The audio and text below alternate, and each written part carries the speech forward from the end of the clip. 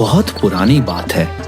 एक बहुत सुंदर नगरी के सामने दो भिक्षु अपने गुरुजी के साथ भिक्षा मांगते हुए गुजर रहे थे। तभी गुरुजी की नजर उस सुंदर नगरी पर पड़ी।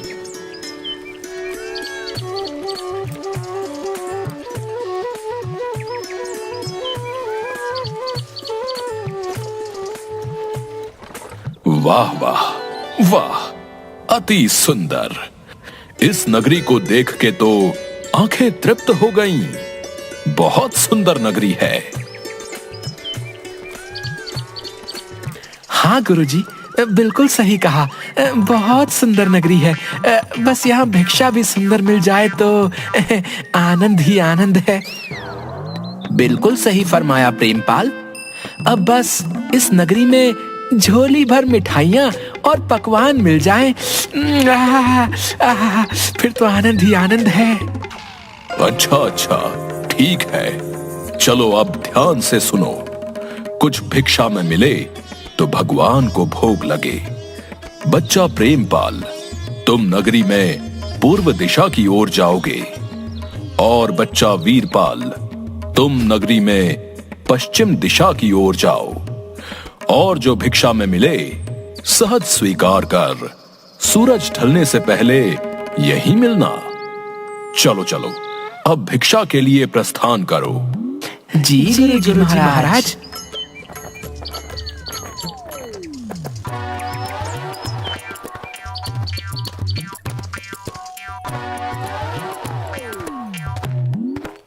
अरे वाह, चलो कोई तो दिखा। ऐसा करता हूँ, एक बार राशन का दाम पूछता हूँ। अगर सस्ता हुआ तो थोड़ा ले चलूंगा अपने साथ। गुरुजी महाराज बड़े प्रसन्न होंगे। क्यों बनिए, आटे का क्या भाव है? अरे अरे बाबा जी, प्रणाम बाबा जी। टके सेर बाबा जी। और चावल? वो भी टके सेर। और चीनी? चीनी क्या भाव दी? टके सेर। सब टके सेर? ये सब सच है क्या? एक बार दूसरी दुकान में पूछ कर देखता हूँ, उधर का क्या हाल है।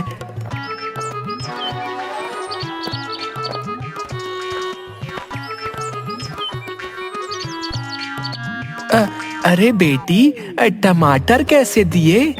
टके सेर बाबा जी। और गोभी? टके सेर बाबा जी, ये भी टके सेर। और ये वाली? साधु महाराज, ये भी टके सेर दिया।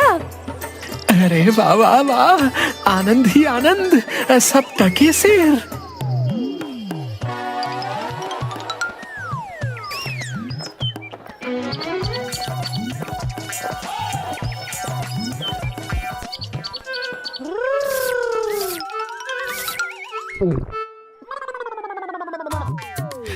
ओ भाई हलवाई, मिठाई किस भाव देते हो?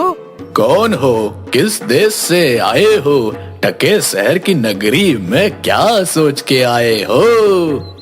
कविता, तो हम कहाँ कम हैं, ये लीजिए। हम कहाँ से आएंगे भाई, अपना ना कोई घर ना कोई ठिकाना, जिधर शरण मिली उधर रात कटे, यही हम साधुओं का ठिकाना। अब जरा अपनी स्वादिष्ट मिठाई का मोल तो बताना।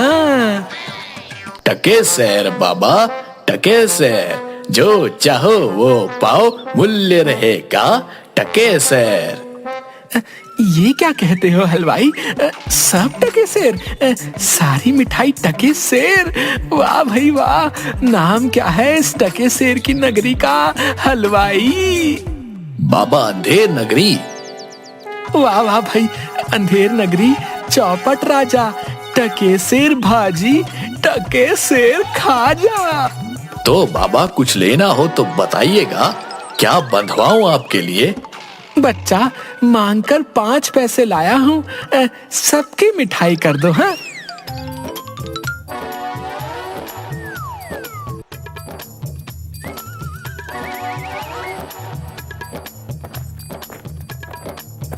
वाह वाह वाह वाह, क्या किस्मत पाई है।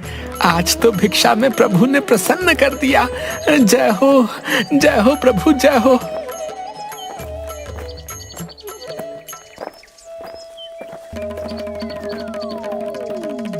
बच्चा वीरपाल, क्या भिक्षा लाए? गठरी तो बहुत भारी मालूम होती है। गुरुजी महाराज, 5 पैसे भिक्षा में मिले थे, उसी से गठरी भर मिठाई लाया हूँ। अरे बच्चा, 5 पैसे में गठरी भर मिठाई? ये कौन सी नगरी है? अंधेर नगरी, चौपट राजा, टके शेर भाजी, टके शेर खाजा। अरे राम राम राम राम, राम बचाए लाखों पाए। बच्चा, ऐसी नगरी में तो एक क्षण बिताना भी हमारे लिए उचित नहीं, जहां टके शेर भाजी और टके शेर खाजा बिकता है।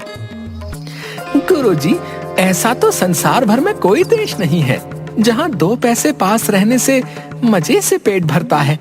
मैं तो इस नगरी को छोड़कर नहीं जाऊंगा। हाँ, देख बच्चा, पीछे पछताएगा। मैं तो इस नगरी में एक पल भी नहीं रहूंगा। देख, मेरी बात मान, पीछे पछताएगा। मैं तो जाता हूं, पर इतना कह देता हूं कि कभी संकट पड़े तो याद करना। देख वीरपाल, क्यों जिद करता है? जब गुरुजी ने कहा चल, तो चल यहाँ से। यहाँ रुकना उचित नहीं। अरे जा जा चिपकू कहीं का, चिपका रहे अपने गुरुजी से। मैं तो इस नगरी में पेट भर खाऊंगा। तू भूखा भिक्षा मांग, मैं नहीं जाने वाला।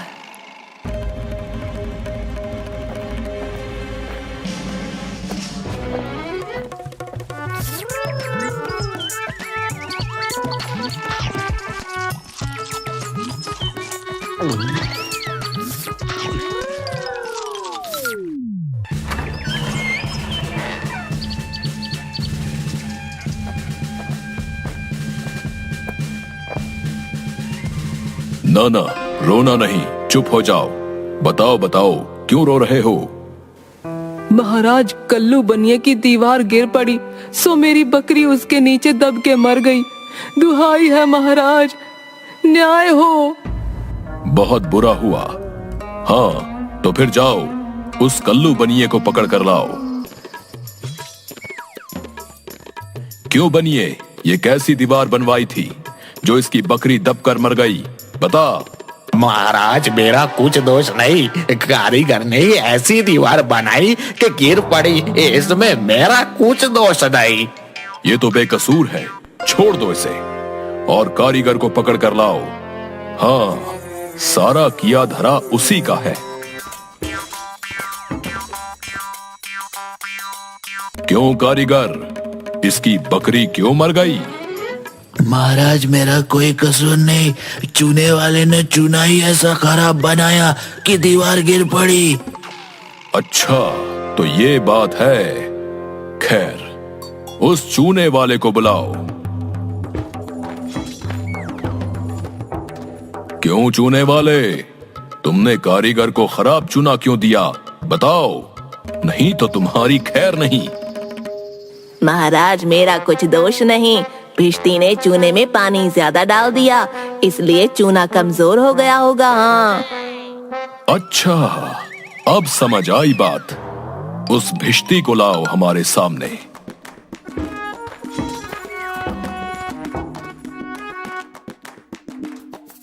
क्यों भिश्ती, इतना पानी क्यों मिलाया तुमने कि इसकी दीवार गिर पड़ी और बकरी दबकर मर गई? महाराज, गुलाम का कोई कसूर नहीं, कसाई ने मशक ही इतनी बड़ी बना दी थी कि उसमें पानी ज्यादा आ गया। अच्छा, कसाई को लेकर आओ और इस भिश्ती को निकालो यहां से। क्यों कसाई, तुमने ऐसी मशक क्यों बनाई?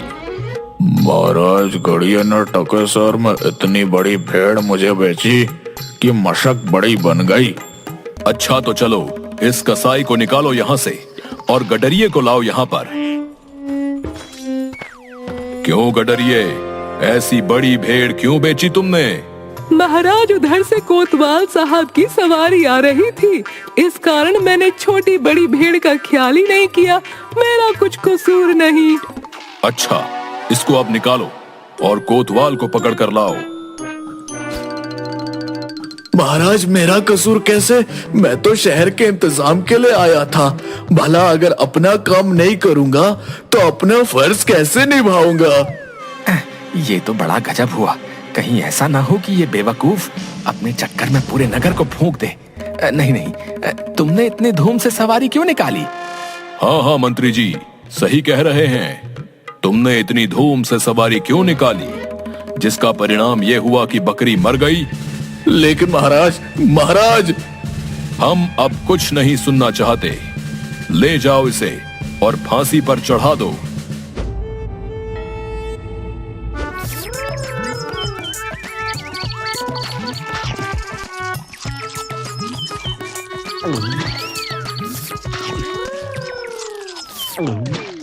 गुरुजी भी ना मुझे इस खूबसूरत नगरी से जाने को बोल रहे थे। मानता हूँ कि नगरी कुछ कारणों के लिए अच्छी नहीं, लेकिन मुझ साधु का क्या?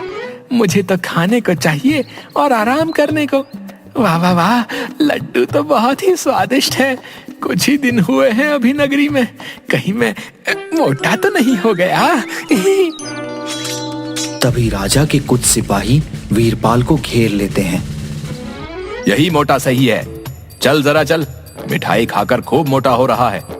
आज मजा मिलेगा तुझे। अरे ये आफत कहाँ से आई? अरे भाई, मैंने तुम्हारा क्या बिगाड़ा है जो मुझे पकड़ते हो? आप तो बड़े मोटे हैं, इसलिए फांसी लगेगी आपको। हाँ, मोटा होने से फांसी? अरे अरे, ये कहाँ का न्याय है? अरे साधुओं से हंसी नहीं की जाती। बच्चा जाओ जाओ यहाँ से, मैंने भोजन कर लिया है, अब साधना का वक्त है, जाओ।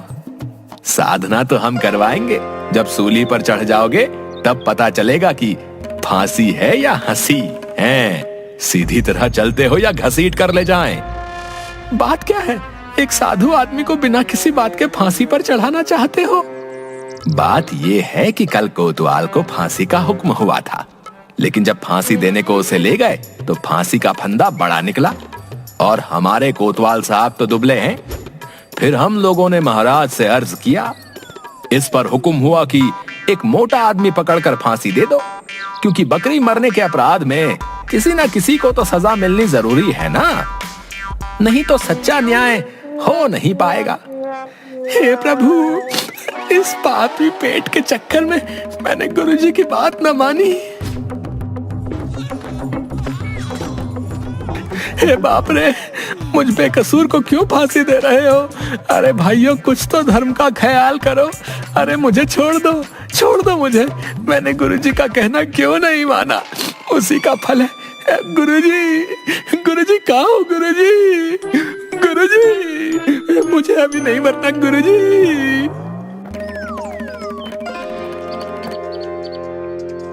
अरे बच्चा वीरपाल, तेरी ये क्या दशा है? गुरुजी, दीवार के नीचे बकरी दब गई, जिसके लिए मुझे फांसी दी जा रही है। गुरुजी, बचाइए मुझे गुरुजी। अरे बच्चा, अरे मैंने तो तुझसे पहले ही कहा था, ऐसे नगर में रहना ठीक नहीं, लेकिन तूने मेरी बात नहीं मानी। मैंने आपका कहा नहीं माना, उसी का फल मिल रहा है मुझे। बचाइए गुरुजी, बचाइए। देख बच्चा, डर मत। सुनो सब, मुझे अपने शिष्य को अंतिम उपदेश देना है। तुम लोग जरा किनारे हो जाओ। इसके बाद तुम जो कर रहे थे वो कर लेना। अब हटो पीछे। महाराज, हम पीछे हट जाते हैं, आप बेशक उपदेश दे सकते हैं।